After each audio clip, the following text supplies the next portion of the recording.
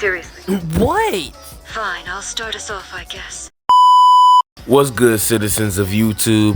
Brolio the Z back in the city. No, I'm fucking with y'all. Brolio is back in the building, and today we got Annie Leonhart with us. Alright, fine. Let's jump into the questions then.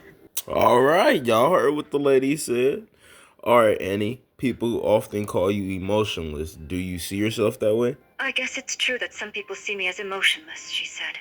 But I've always believed in being logical and practical, rather than emotional, she continued. I prioritize getting things done over expressing my feelings. So yeah, I can see why people would say that about me. What drives someone like you to fight? Duty, survival, or something deeper? To be honest, I fight for various reasons. Partly it's because of a sense of duty, I guess. But really, I fight for survival. That's what drives me more than anything. I'm willing to do whatever it takes to stay alive, to accomplish my goals.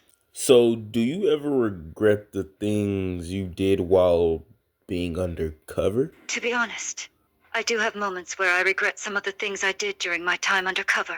Okay. You often seem distant from your comrades. Is that how you protect yourself? Yeah, I guess you could say that, she admitted. I've always preferred to keep my distance from others, especially in a military setting.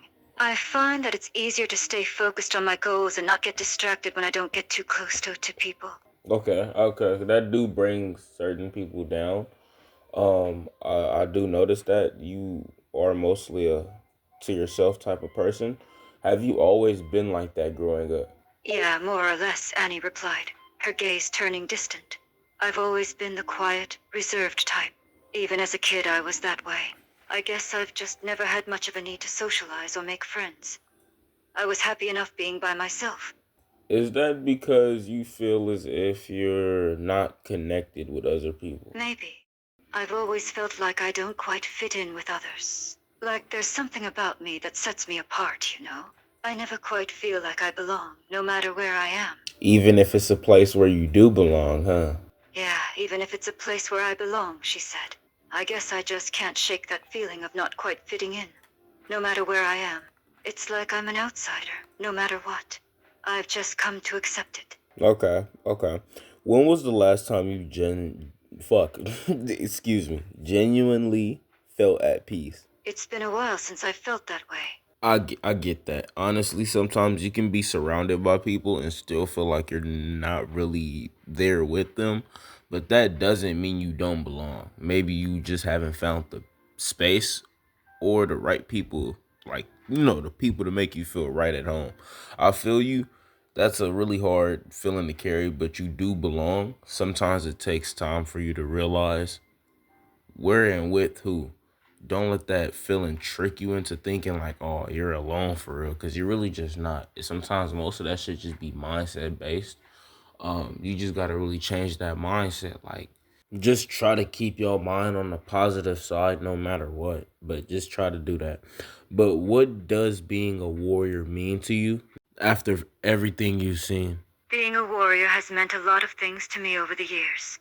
It's been a source of pain, sacrifice, and loss. But at the same time, it's also given me a sense of purpose and identity. It's who I am, for better or worse. I'm proud of my skills, but I also can't deny the cost that's come with them.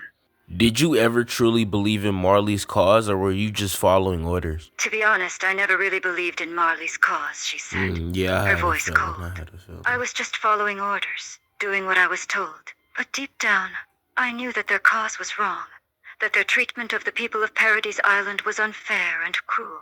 But I had no choice but to obey. So between loyalty and freedom, which means more to you? Oh, that's an easy one, she said, her voice bitter. Freedom, without a doubt. Nothing means more to me than being free, making my own choices and decisions, not being controlled by anyone or anything. Okay, I like that. I like that. I like you too, and it seems like you understand me better than most, she replied. And you're right. There's a lot more to me beneath the surface. But I'm glad you're asking all these questions. It's helping me see myself in a different light. And see, that's why I really interview, because I really want to get an understanding of certain goals and ideas that certain people have in mind. So that's why I do them. But what went through your mind when you fought Aaron for the first time? I was focused on completing my mission. But at the same time, I couldn't help but be impressed by his determination and strength. He wasn't like any opponent I had faced before. Okay, okay. Was turning into the female Titan empowering or isolating? It was definitely empowering to an extent. I felt invincible in that form, stronger and more powerful than ever before. But at the same time, it was also isolating in a way. I felt disconnected from myself, like I was watching my own actions from a distance. Damn. Do you think you ever do you think you deserve forgiveness for what happened inside the walls? Annie's face darkened as the question hit her like a sucker punch. I don't know, she said softly, her voice betraying a hint of guilt. I've done things that can never be undone. I've hurt people, killed people. I can't expect forgiveness after that, but... She paused, her voice growing softer still. I want to believe that redemption is possible. I want to believe that there's a chance for me to make amends. To earn the trust and forgiveness of those I've wronged. Well, since we're speaking on that topic, if you could change one thing about your past, what would it be? Annie thought for a moment, her expression growing pensive. If I could change just one thing about my past, she began, her voice soft. I would change the decision to become a warrior candidate. If I hadn't joined the program, if I had stayed with my father, I might have had a normal life, without all the bloodshed and violence. But at the same time, I might never have met my fellow warriors, or trained to become the person I am today. That is true. When you were trapped in the crystal, did you ever wish it had ended for good? Sometimes, yes. There were moments when I felt desperate, helpless. Like I wanted to give up and fade away. But something inside of me refused to give in. Refused to let go. Maybe it was hope, or determination, or sheer stubbornness. But whatever it was, it kept me going. Even when it felt like everything was lost. Okay, okay. Have you ever envied people who live without fighting? Yeah, I have envied people like that, she said, her voice tinged with bitterness. People who grow up in peace, who have families and friends and homes, who aren't constantly fighting to survive. Sometimes I wonder what it would be like to be one of them. To have a normal life without all the violence and bloodshed.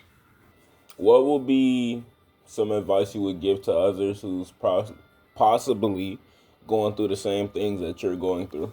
If I had to give advice to others in my position, I would say, to hold on to whatever hope you can find. Even in the darkest moments, there's always some flicker of hope to cling to. Don't give up on yourself, and don't let others control your fate.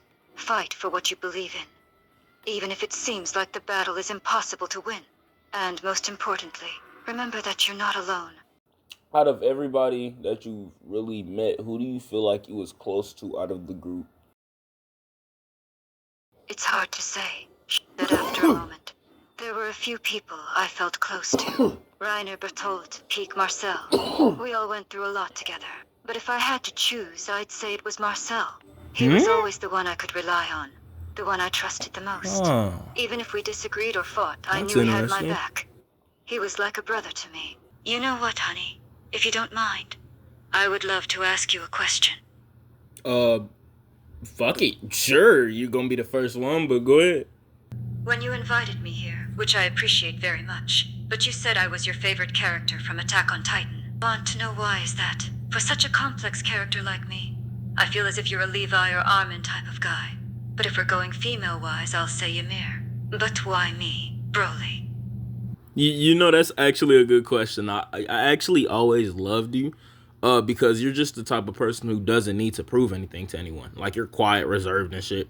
And you always like in control of yourself. That's something I always had a hard time with, but I'm very cool with being quiet and observed and always studying like my surroundings and shit like that. But not because like you're emotionless or whatever, but you understand that strength don't need to be loud. You know what I mean? You know how to handle yourself.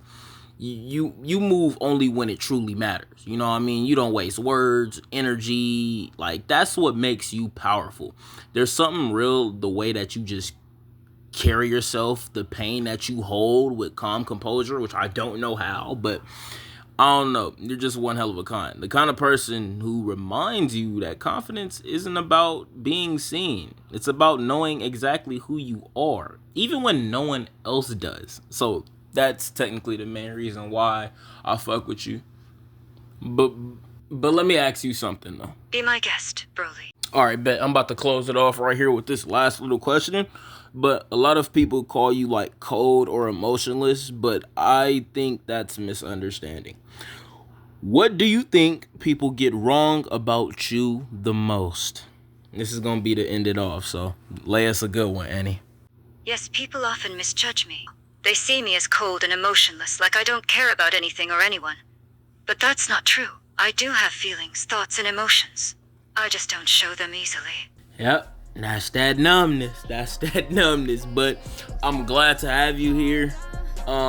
This is one hell of a talk, even though I had some pretty good talks. Like, I think, Kenjaku was one of them. Yeah, but most importantly, this was a fun, great interview to really engage with.